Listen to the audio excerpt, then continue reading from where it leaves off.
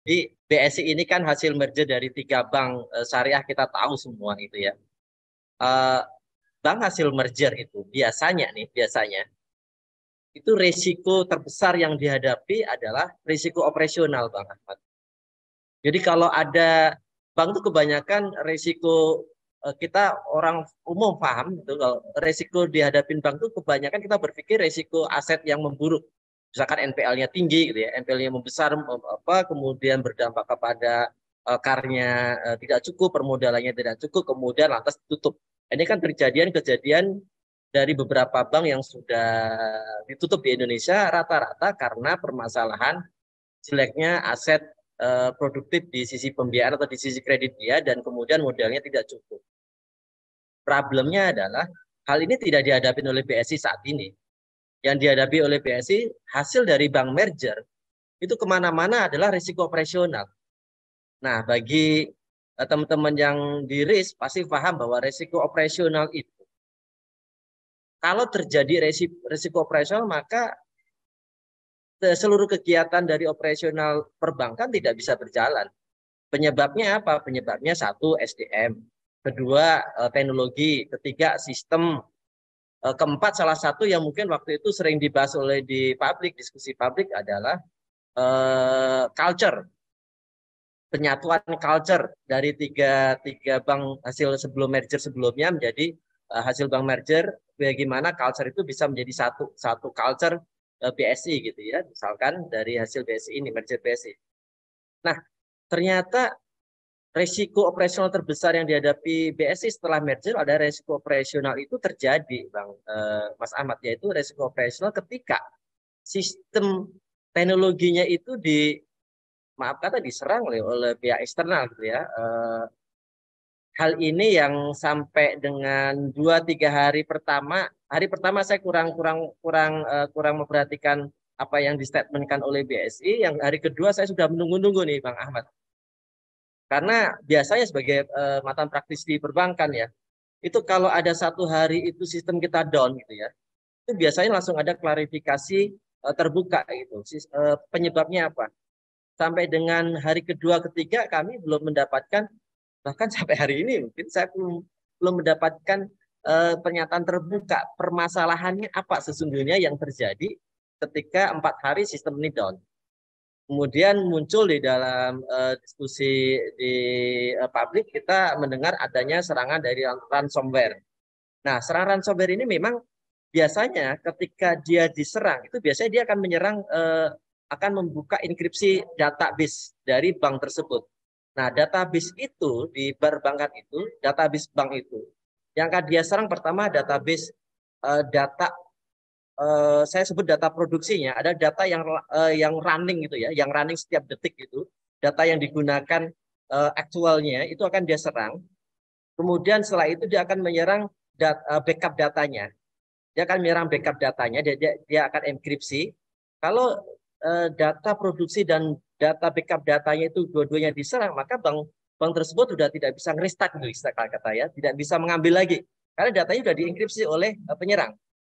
Nah, biasanya harusnya sistem keamanan bank itu dia harus punya satu backup data lagi, yaitu backup database yang dia tidak terkoneksi dengan jaringan internet apapun. Nah, itu bisa dilakukan secara manual dan misalkan secara 1 jam sekali atau 2 jam sekali atau setengah hari sekali atau 1 hari sekali itu dia membackup data di luar terkoneksi dengan jaringan internet apapun. Itu sebagai database. Jika data utama dan kemudian backup datanya diserang oleh pihak eksternal, maka bank tersebut masih punya data.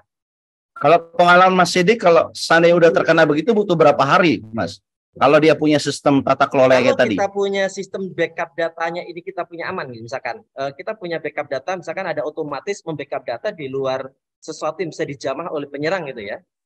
Ketika kita tidak bisa mengambil database atau data yang data produksi itu nggak bisa kita ambil, kita rebut lagi, maka kita bisa shutdown sistem, kemudian kita restart, kita menggunakan database yang kita punya. Artinya itu harusnya tidak lebih dari beberapa jam gitu. Nah, ini kan masalahnya 4 jam nih. Jadi artinya kan jadi pabrik, kalau bagi saya akan kemudian apa namanya berasumsi-asumsi kan. Ini kayak rebutan datanya yang tidak bisa mengambil alih datanya kembali. Itu sebenarnya saya takutkan Mas selama 4 hari ini. Selama 4 hari ini yang saya takutkan andai kata data itu tidak bisa diselamatkan oleh BSI. Dalam hal ini saya sepakat memang ada beberapa pernyataan dari direksi BSI yang menyatakan kami menjamin keamanan data. Yang memang itu karena ketika ini diserang, database itu yang harus diselamatkan. Setelah running, misalkan kita kan running kemarin saya mengamati running itu hari Kamis jam 3 ya, kalau nggak salah itu sekitar jam 3.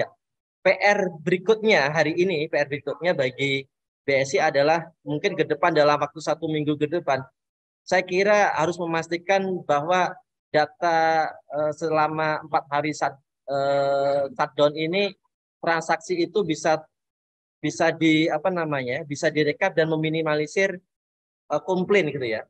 Karena bisa memungkinkan pada saat proses transisi pemulihan data ini kan ada proses transisi ketika data sistematik kemudian sistem hidup. Ada beberapa transaksi yang mungkin tidak tercatat, transaksi masuk atau transaksi keluar tidak tercatat, sehingga itu memberikan data yang berbeda antara nasabah dengan pihak bank. Nah ini mungkin beberapa hari ke depan BSI mungkin akan punya PR di situ. Bapak, proses runningnya sistem kemarin hari Kamis itu akan teruji 1 minggu ke depan berapa besar orang yang komplain di BSI. Saya nggak membayangkan, pasti itu data internal BSI ya. Berapa nanti yang akan komplain, oh saya ada transaksi masuk sampai hari ini tidak ada, gitu kan? Saya transaksi keluar tapi sampai hari ini tidak nyampe ke bank tertuju. Nah, itu kan salah satu dampaknya. Tapi begini Mas Ahmad Nurhidat, case BSI 1 minggu ini itu juga harus menjadi pelajaran bagi industri perbankan syariah. Bahwa perbankan syariah itu tidak bisa hanya mengandalkan loyalitas, semangat kesyariahan untuk berprinsip syariah dalam keuangannya. Ternyata memang hari ini kita juga ada motif transaksi, motif ketika menggunakan jasa perbankan itu adalah motif transaksi yang besar sekali, dan ketika kejadian ini itu belum tentu gitu ya bank-bank syariah yang lain pasti aman, enggak. Ini juga harus menjadikan early warning bagi bank-bank syariah yang lain untuk menjaga apa yang mereka punya di sistemnya. Jangan sampai terjadi juga apa yang dialami oleh BSI. Mas Ede, serangan cyber itu kan nggak mengenal syariah atau non syariah kan ya. Artinya dia akan menyerang yang paling lemah, vulnerable. Berarti kalau kita membandingkan perbankan konvensional dengan perbankan syariah, kita bisa ngambil kesimpulan kali ini anggaplah ini tidak ada permainan orang dalam gitu. Ini hanya murni adalah ahli hackers gitu ya. Ya dia akan menyerang yang paling lemah. Mungkin yang paling lemah berarti bisa disimpulkan bank syariah dong. Serangan itu sebenarnya terjadi. Tanpa kita ketahui sering terjadi. Cuman karena serangan itu bisa dihalau, maka kita tidak tahu sebagai nasabah, kita tidak tahu. Maksud saya gini, Mas Sidik sebagai orang yang memperhati Islamic banking, jangan-jangan investasi IT di bank syariah ini memang bisa dikatakan terbelakang dibandingkan dengan bank-bank nasional lainnya. Bisa nggak kita ngambil kesimpulan begitu, Mas, berdasarkan pengalaman, Mas? Ini, Mas, saya sampaikan bahwa serangan hacker gitu ya, ini tidak hanya memang saya sepakat tidak hanya menyerang tujuan politis, tidak. Mereka menyerang bank apapun juga diserang. Selama ini juga menyerang bank A, bank B, bank C serang. Cuman bank A, bank B itu kebetulan tanpa kita ketahui mereka bisa menghalau. Mereka punya sistem keamanan yang kuat. Maka ini juga PR dari BSI juga, berarti sistem keamanan teknologinya memang harus dievaluasi. Termasuk metode backup data tadi punya, kalau menurut saya sih harus punya 3 line ya, 3 atau 4 line itu ya, yang tidak terkoneksi dengan jaringan internet apapun itu, yang bisa diremote oleh pihak eksternal itu harus juga punya, itu juga mengamankan. Nah, ini juga mungkin menjadi PR-nya bagi BSI setelah pada saat pertama kali ketika BSI menetapkan mengambil sistem core banking-nya adalah XBSM gitu kan. Kan jadi mungkin jadi yang Bank X BNI Syariah, Bank X BRI Syariah, BRI Syariah. Jadi kan membanding-bandingkan itu. Oh, coba kalau dulu nggak pakai ini, coba kalau dulu pakai ini kan gitu kan. Nah, ini juga harus pilihan yang sudah diambil itu juga ini menjadi tantangan bagi pihak BSI untuk bahwa ini ada sudah akan dilakukan perbaikan. Nah, yang menjadi PR berikutnya yang berat bagi BSI adalah bagaimana memulihkan kepercayaan masyarakat terhadap kehandalan kemampuan BSI bahwa menjamin hal ini tidak terjadi lagi ke depannya. Itu sebuah proses yang mau tamu itu akan pulih dalam waktu yang lama gitu ya. Syukur untungnya orang Indonesia itu mudah untuk melupakan sesuatu hal gitu. Untungnya itu. Itu dia. Tetapi, itu bukan untung menurut saya, Mas, kerugian. Tapi bangsa Indonesia ini untungnya mudah memaafkan itu, mudah melupakan gitu kan. Untungnya itu. Tetapi untung ini untuk PR para sebenarnya. Untuk penguasa, policy makers yang tidak bekerja memang untung. Tapi ya, kalau buat kita dari sisi masyarakat ya kita rugi besar gitu. Kita nggak mau kayak begini terus kan Indonesia kan. Ya, sepakat. Baik. Saya kembalikan lagi, Mas. Tantangan berikutnya adalah apakah apa yang harus bukti konkret apa, perbaikan apa dalam sistemnya BSI yang bisa menggaranti dan meyakinkan kepada nasabah BSI ini bahwa mereka telah melakukan perbaikan, kan gitu. Mungkin ya ini juga tadi salah satu dampaknya ya kalau ada pernyataan bahwa hebat loh, hebat nasabah BSI, saya kira juga termasuk loyal, walaupun secara data kita belum melihat datanya bahwa tidak terjadi ras dan kita melihat memang tidak terjadi ras dan syukur alhamdulillah juga harus kita syukuri bersama. Namun demikian, cepat atau lambat bahwa mereka-mereka yang kemarin kita kecewa dengan layanan transaksi kita 4 hari, bahkan ada beberapa sahabat teman saya yang karena BSI itu adalah satu-satunya rekening gitu ya, dan dia juga jarang memegang uang cash. Dia mau tak mau dalam 4 hari ini harus pinjam uang cash tempat lain. Negaranya gara-gara dia untuk bertahan hidup aja nggak ada karena uangnya tersandra di BSI. Nah itu kan kemudian membuka pemikiran bagi nasabah existing BSI, mereka membuka diri, membuka hatinya untuk membuka rekening di bank lain. Ya kalau saya aktivis di perbankan syariah, ya saya mengajarkan kalaupun buka ya sebisa mungkin di bank syariah yang lain kan gitu. Nah ini kan juga memberikan opportunity bagi bank syariah lain untuk menangkap peluang pasar ini. Buktikan bahwa sistemnya lebih bagus, buktikan bahwa mereka bisa menjamin dan memberikan confidence yang lebih baik bagi nasabah di banknya gitu. Mumpung ada kesempatan mereka untuk membuktikan diri. Menjadi masalah kan kalau misalkan bank syariah swasta biasanya, bagus sistemnya bagus, layanannya bagus, keamanannya bagus.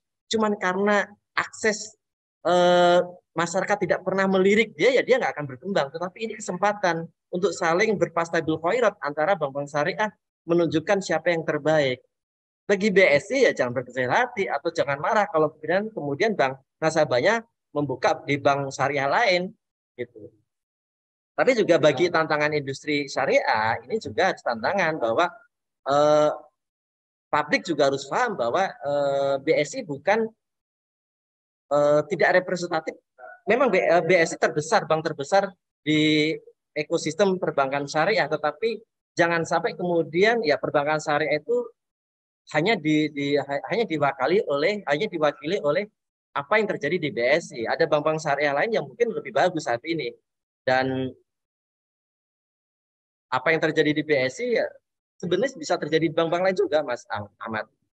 Tapi ya tadi, baik, berdasarkan di awal tadi. Iya, Pak Ahmad. Jadi mengenai kenapa nggak masuk atau tidak masuk itu ya? Kalau di bank itu ada istilah kata ada RBB ya, rencana bisnis bank tahunan gitu ya, termasuk di dalamnya adalah membuka kantor cabang. Dan setahu saya di Aceh memang dulu sudah ada beberapa UUS gitu ya yang kemudian ditutup karena ada kebijakan semua harus bank syariah. Nah,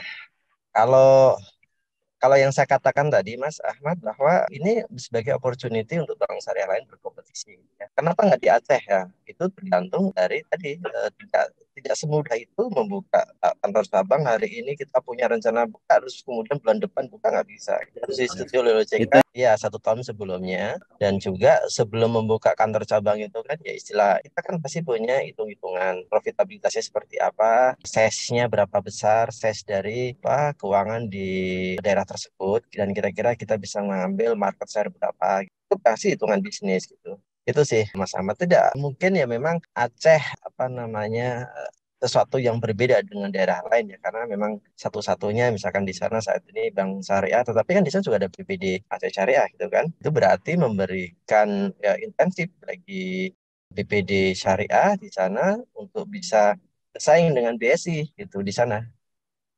Tetapi juga kemudian jangan berkecil hati juga bagi BSI yang ada di Aceh. Yaitu tadi Mas Ahmad, bahwa PR terbesar BSI dalam waktu mungkin 1 bulan ke 6 bulan yang akan datang itu adalah dalam waktu 1 minggu ini deh. 1 minggu ini itu memastikan seluruh operasional transaksi keuangan di BSI itu bisa berjalan normal. Saya nggak tahu apakah hari ini sudah bisa RTGS, sudah bisa transfer antar bank.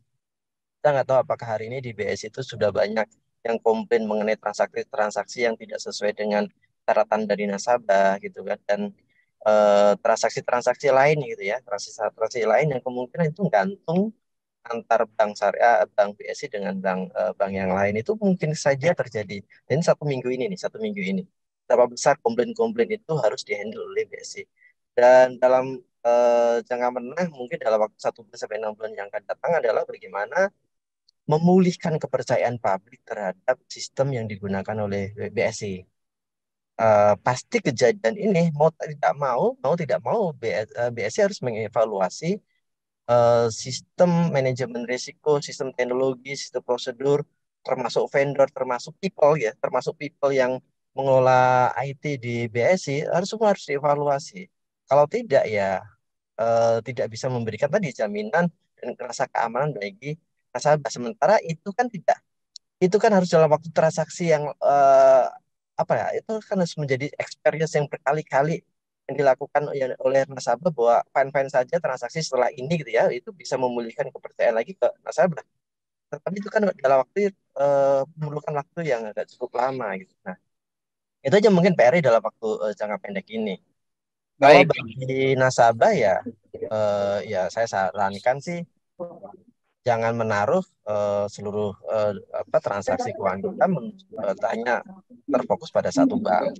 Ada beberapa Do not place your egg in one basket, begitulah ya.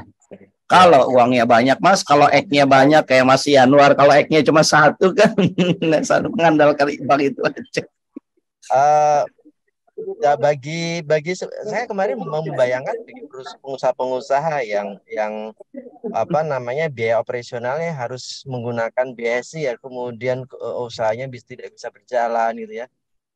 Bisa ngebayangkan bagi para pengusaha, Berat. Ya, bagi sangat berat. pegawai yang gaji payrollnya let's say di BSI, satu-satunya rekening dia hanya di BSI, nanti selama 4 hari ini dia tak pegang uang cash gitu kan. Berat. Ya. Mudah-mudahan ada stok Baik. rumah gitu buat masa Indomie kan.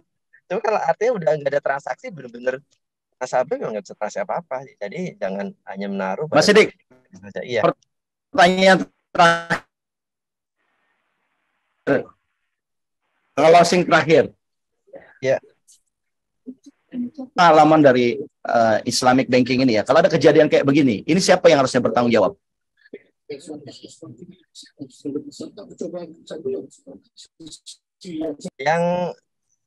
Yang pasti yang bertanggung jawab pasti manajemen ya. Manajemen. Ya tadi saya sampaikan bahwa manajemen yang terkait dengan ini ya, tanggung jawab kan tidak mesti bertanggung jawab kan tidak mesti mengundurkan diri kan, istilah kayak gitu kan. Tapi tanggung jawab dengan melakukan apa, yang harus tindakan apa, plan apa, action plan, recovery plan apa yang harus dilakukan oleh pihak tersebut, contingency plan apa yang harus dilakukan dan di-create oleh people gitu, person yang terkait dengan sistem, misalkan sistem keamanan IT di BSI gitu kan, contingency plan apa, dan itu mungkin bisa disampaikan ke publik gitu kan, karena untuk memulihkan kepercayaan publik itu kali harus bertumpuk dari transaksi-transaksi yang sukses. Itu butuh waktu yang lama, tapi dalam minggu pertama ini, publik sepertinya membutuhkan satu statement clear dari pihak manajemen BSI, apa yang sebenarnya terjadi dan apa yang sudah mereka tetapkan contingency plan, rencana apa yang mereka sudah tetapkan untuk hal ini tidak akan terjadi lagi di BSI.